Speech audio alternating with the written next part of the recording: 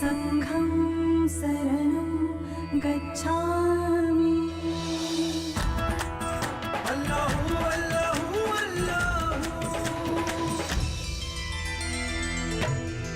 सतनाम वाहेगुरु सतनाम वाहेगुरु सतनाम वाहेगुरु सतनाम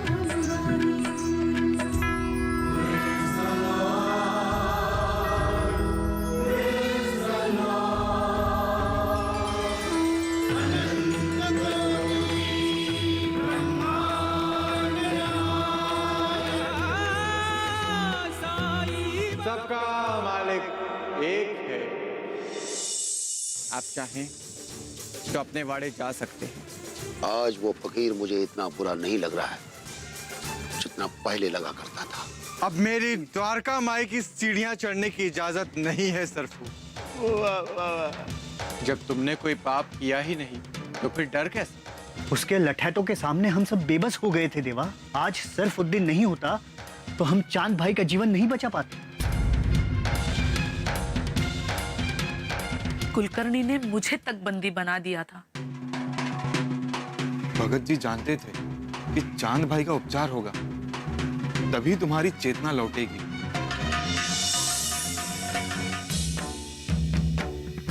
और कुलकर्णी भाव हमें उसका उपचार ही नहीं करने दे रहे थे। हम सब हताश और निराश हो गए थे देवा। तभी सरफुद्दीन ने अपनी परवाह न करते हुए कुलकर्णी पर लाठी तान दी। सरफुद्दीन का गुस्सा देखकर कुलकर्णी सहम गया। उसके लठैत बेबस हो गए। तब कहीं जाकर जिपरी चांद पाटिल का उपचार कर पाई। जिपरी? जिपरी कहाँ है?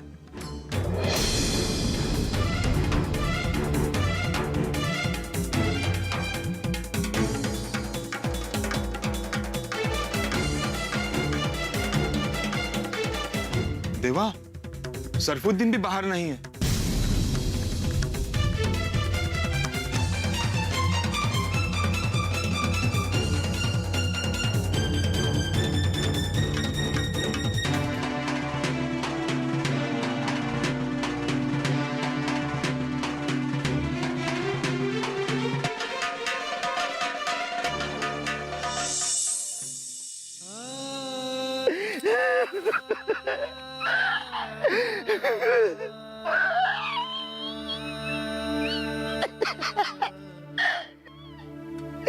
आज मेरी वजह से मेरा मालिक मुझसे नाराज है गया। बाबा ने कितनी बार मुझे मना किया कि मैं गुस्सा ना करूं, लेकिन बाबा के खिलाफ कोई एक शब्द ही बोलता है तो मैं बेकाबू हो जाता है। अरे मैं ऐसा क्यों करता हूँ? अरे इतना गुस्सा क्यों करता हूँ? बहुत बुरा आदमी मैं। मैं खुद से तंग आ गया हूँ। मैं क्यों करता हूँ ऐसा?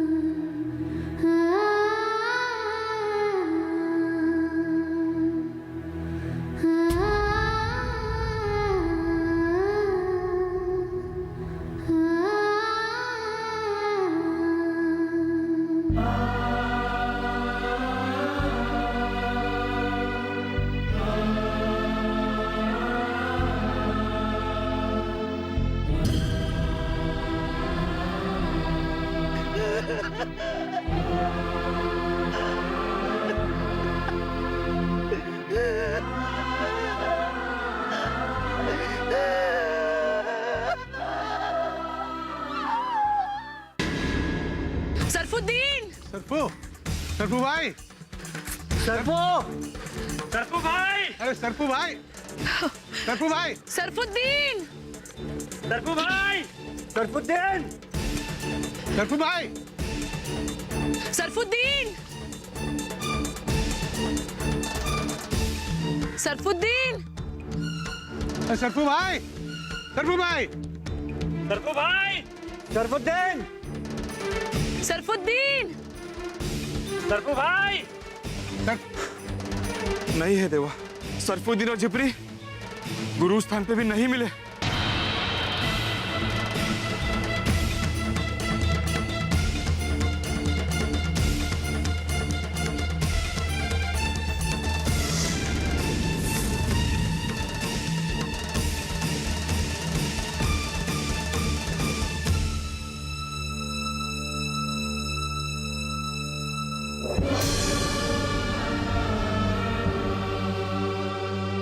ये सब इन आंखों की रोशनी की वजह से हुआ है। मैं आंखों की रोशनी पाकर पागल हो गया हूँ। जिस बाबा की दुआओं की वजह से मेरी आंखों में रोशनी मिली, आज मैंने उसी का दिल दुखाया है। नहीं चाहिए, नहीं चाहिए मुझे ऐसी आंखें, नहीं चाहिए मुझे ऐसी आंखों की रोशनी, नहीं चाहिए।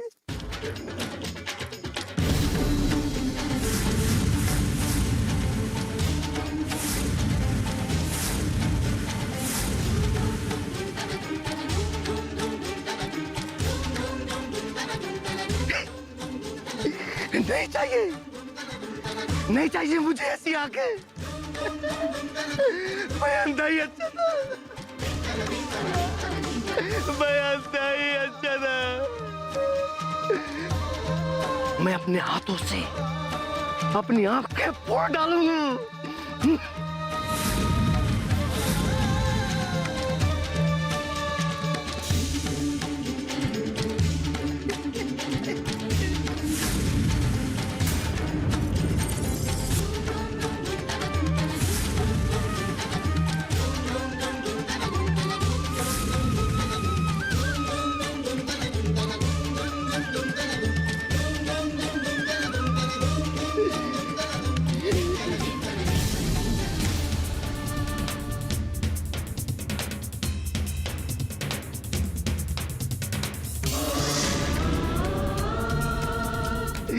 मेरे साईं, मेरे मौला,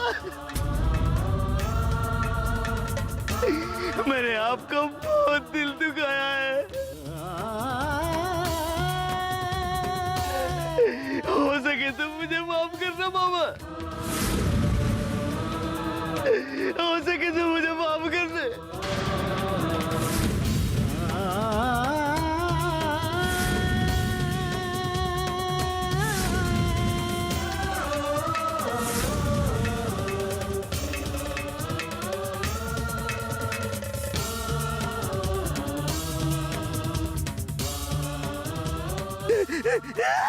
सरफू काका,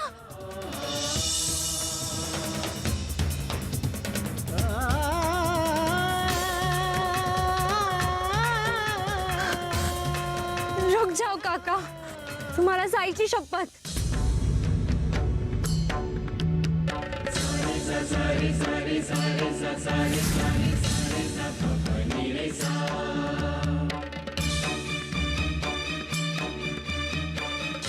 जिप्री, जिप्री तू यहाँ क्या कर रही है? काका, आपके आंसू देखकर मैं डर गई थी, इसीलिए द्वारका माई से मैं भी आपके पीछे पीछे आ रही थी। मुझे मत रोक मेरी मुल्की, मैंने अपने पापा, अपने मालिक, अपने मौला का दिल दुखाया है।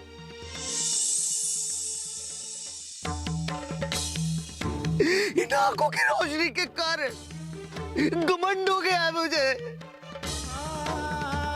अरे मैं अपने बाबा की बातों की नाफरमानी करता हूँ।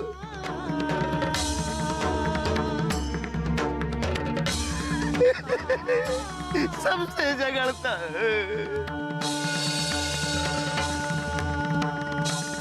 आज मैं इस घमंड को हमेशा हमेशा के लिए छोड़ कर दूंगा।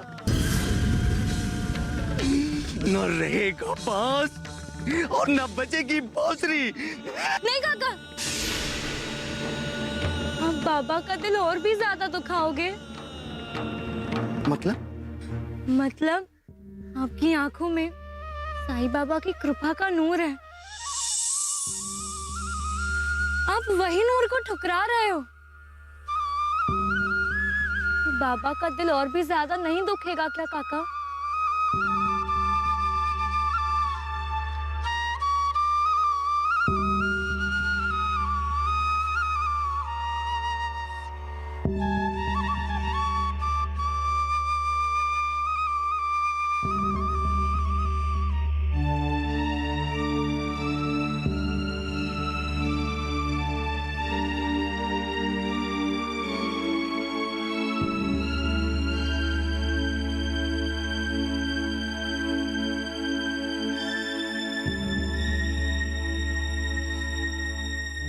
तुमने मुझे सही वक्त पर रोक दिया मेरी बच्ची। मैं नादान कितनी बड़ी भूल करने जा रहा था। तेरा एहसान कभी नहीं भूलूंगा मेरी बच्ची। लेकिन मैंने जो बाबा का दिल दुखाया है उसकी सजा तो मुझे मिलनी ही चाहिए। तुम्हें जितनी सजा मिलनी थी उतनी मिल चुकी है सरफुद्दीन।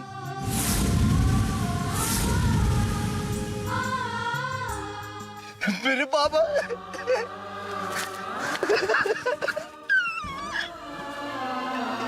मेरे मालिक, मेरे साईं, मुझसे बहुत बड़ी भूल हो गई बाबा। मुझे मेरी गलती की कड़ी से कड़ी सजा दो।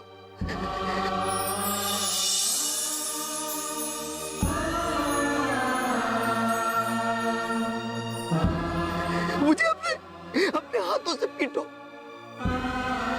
मुझे अपने सटके से मारो बाबा, मुझे दुत्कारो, लेकिन मुझे अपने से दूर जाने का हुक्म मत दो बाबा। द्वारका माई की सीढ़ियां चढ़ने से मना मत करो बाबा, वरना ये तुम्हारा सरपति अपने आप को कभी माफ नहीं कर पाएगा, कभी माफ नहीं कर पाएगा बाबा।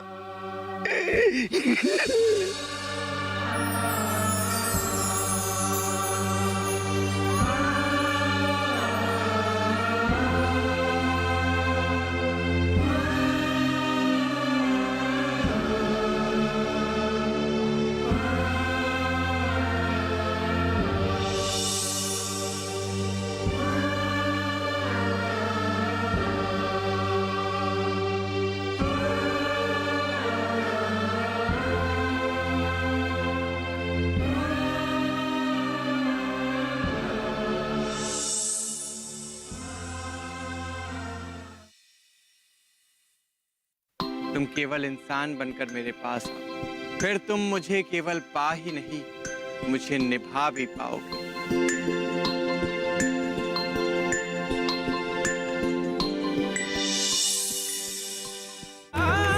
राम जी भला करेंगे।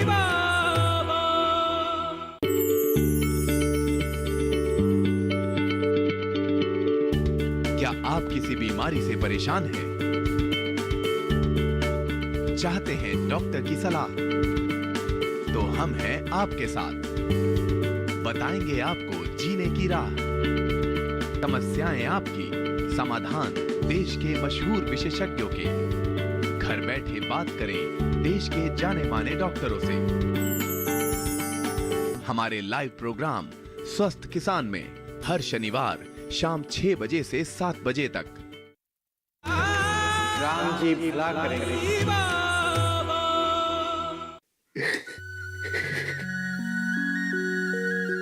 सरफू, जो लोग मेरे दिल के करीब होते हैं उन्हें मैं माया, मोह, पाप, दोष, ईर्ष्या, लोभ और अहंकार जैसे घटिया विकारों से रहित खरा सोना बनता देखना चाहता। मुझे पाना बहुत ही सरल है। तुम एक बार अपनी जबान से सच्चे मन से मेरा नाम पुकारो और मैं दौड़ा दौड़ा तुम्हारे पास चला आऊंगा। पर मुझे निभाना उतना ही कठिन है, क्योंकि मैं इंसान को केवल इंसान बनता देखना चाहता हूं। तुम केवल इंसान बनकर मेरे पास आओ, फिर तुम मुझे केवल पा ही नहीं, मुझे निभा भी पाओगे।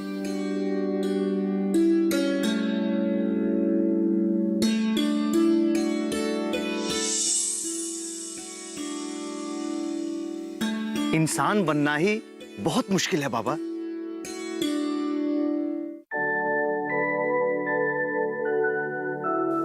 नहीं सरफुद्दीन, नहीं।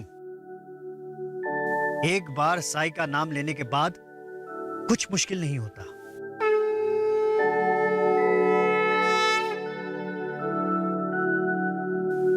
बहुत सही बात कही भगत जी आपने।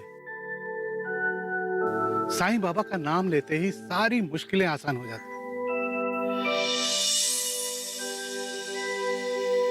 ये मेरी जिंदगी है ना सरफुद्दीन, बहुत मुश्किल हो गई थी, लेकिन साईं का नाम लेते लेते ये बहुत आसान हो गई।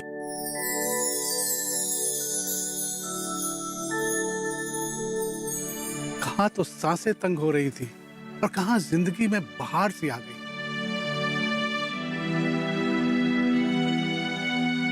कहाँ तो मैं मुश्किलों से घबराकर जिंदगी से अलविदा कहने का फैसला कर चुका था।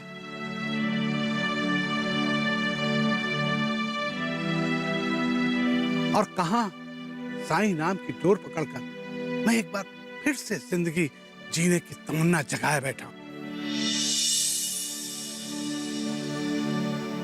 अब तक तो मैं इंसान बनने की कोशिश करता रहा, लेकिन अब इंसान बनकर जीऊंगा।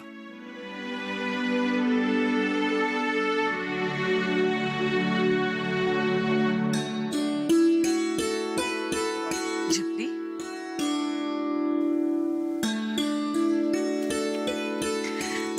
मैंने तुझे पहचानने में हमेशा भूल की।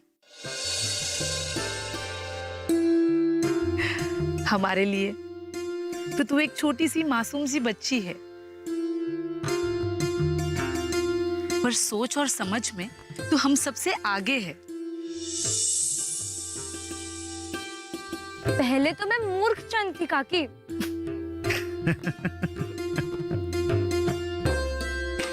अपने ही साये से डर जाया करती थी।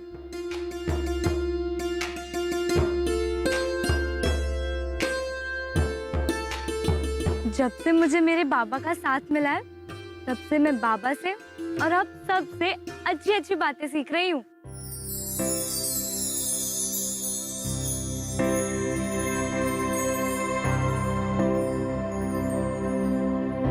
सच कहूं तो तेरे भीतर की इंसानियत मेरे मन को प्रसन्न कर देती है। खुद के दुख दर्द तो तुझे दिखते नहीं, पर दूसरों के दुख दर्द में तेरी आंखें भर आती।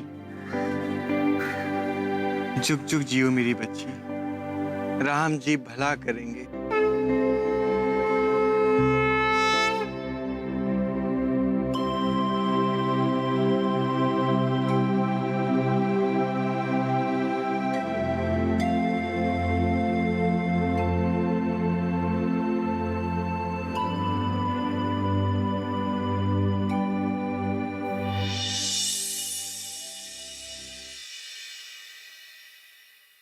इस संगति का प्रभाव बहुत पड़ता है। जैसी संगति होगी वैसा ही फल मिलेगा। अब देखो कैसा फल मिलता है। तेरी संगत के बिना तो मेरी द्वारका माई भी सूनी सूनी हो जाती है। राम जी भला करेंगे।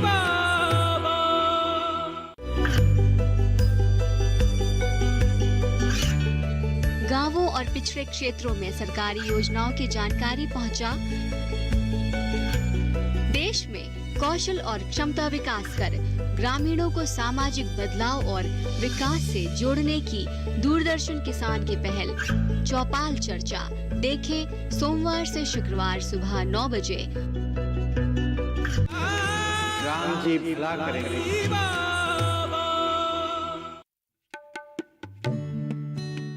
जब 5 उंगलियां एक बराबर नहीं होती, तो 5 इंसान एक बराबर कैसे हो सकते हैं? सरफुद्दीन गरम मिजाज का है।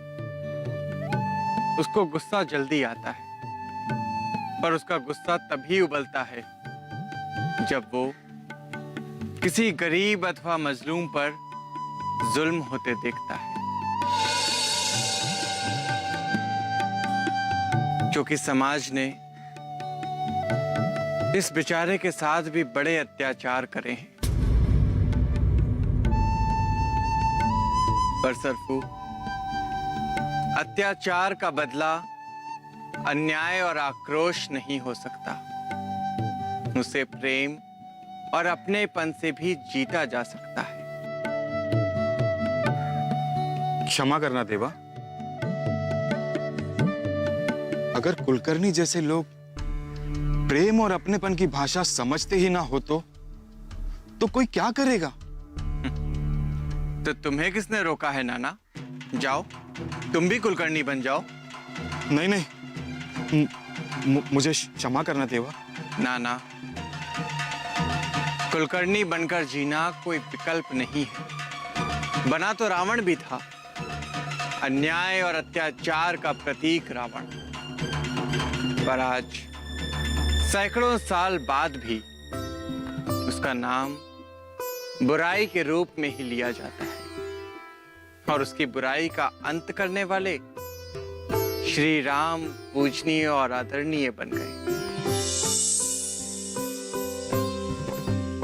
फैसला तुम्हें करना है कि तुम्हें रावण बनकर जीना है अथवा श्री राम बनकर। बनना तो सभी राम ही चाहते हैं देवा, पर बनता कोई नहीं। पर हम ऐसा नहीं मानते साईं।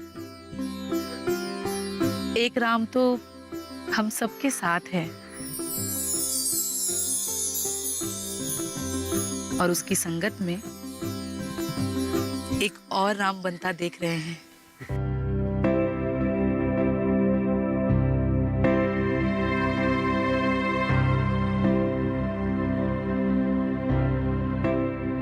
कदली सीप भुजंग मुख स्वाति, एक गुण तीन, जैसी संगति बैठिए तैसो ही फल दिए। वाह मालसा, कितनी सुंदर बात कही है तुमने। मैंने नहीं कही देवा, ये तो रहीमदास जी का दोहा है। पर हम सब ने तो तुम्हारे ही श्रीमुख से सुना है ना महलसा। चलो, अब इसका अर्थ भी बता दो। जो आ गया देवा। रहीमदास जी कहते हैं, स्वाति नक्षत्र की बूंद कदली में मिलकर सुगंधित कपूर, और समुद्र का जल सीपी में मिलकर मोती बन जाता है।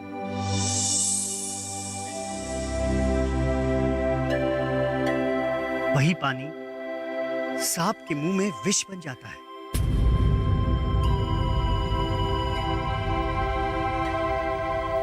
कहने का अर्थ यह है कि संगति का प्रभाव बहुत पड़ता है।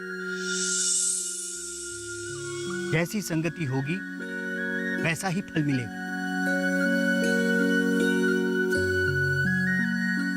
अखंड सत्य है रहीमदास जी की बात भी और उनकी सीख भी।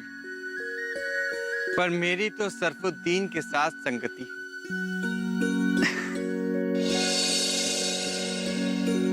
अब देखो कैसा फल मिलता है। सरफू जी बाबा। अपनी संगति का रंग चढ़ाने मेरे साथ द्वारका माई चलो। वैसे सच है सरफू, तेरी संगत के बिना तो मेरी द्वारका माई भी सूनी सूनी हो जाती है।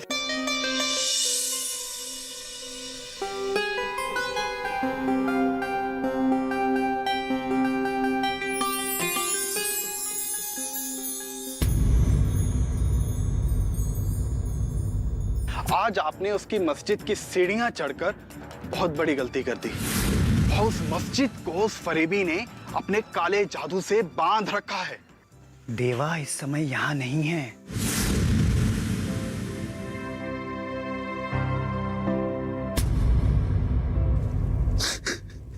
यही कि क्या साईं बाबा गादी पर बैठेंगे? आरती श्री साईं गुरुवर की, आरती श्री साईं गुरुवर की, परमानंद सदा सुरवर की, परमानंद सदा